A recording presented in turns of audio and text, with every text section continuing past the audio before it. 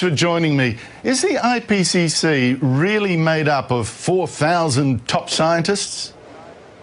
Well, that's a fairy tale that politicians really like to believe in, but in fact, that's a very, very problematic number.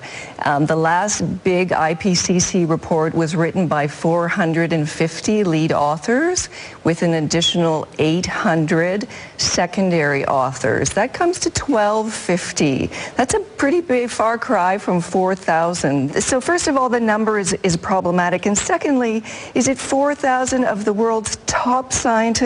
Well, I'm afraid it's not. I found out that some of the people writing this report are actually graduate students in their 20s.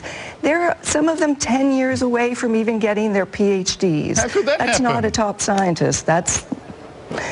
You know what? I'm not sure. I think they just... They didn't get any scrutiny. They really didn't. They said, this is what we're doing, and we're a collection of top scientists, and we all believed them, and no one bothered to double check.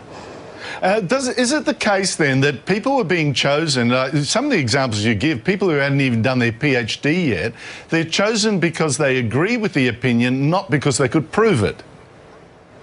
Well, you know, one suspects that that's what was going on, that in fact people were chosen because they perhaps could be easily led. They were young and could be easily led, perhaps because they had already expressed the kind of opinion the IPCC brass was hoping the report would express. It's not clear, but it certainly looks fishy.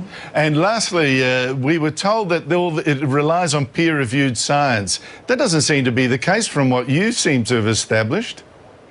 Well, that's the other thing. That's the other big fairy tale here. The chairman of the IPCC has been going around the planet assuring us that the reports are based solely and exclusively on peer-reviewed science. Well, when I actually decided to check out how many of the sources cited by the IPCC were published in peer-reviewed scientific academic journals, only 2/3 were. And we also discovered that 21 out of the 44 chapters had so few peer-reviewed sources that chapter would have received an F on a grade school report card. So, it seems to me, Donna, what you also found out was a lot we were reviewing on green groups literature, and I think people really should look at what you've come up with, because I think it'll really startle them how thin this material is. Donna Laframboise, thank you so much for joining.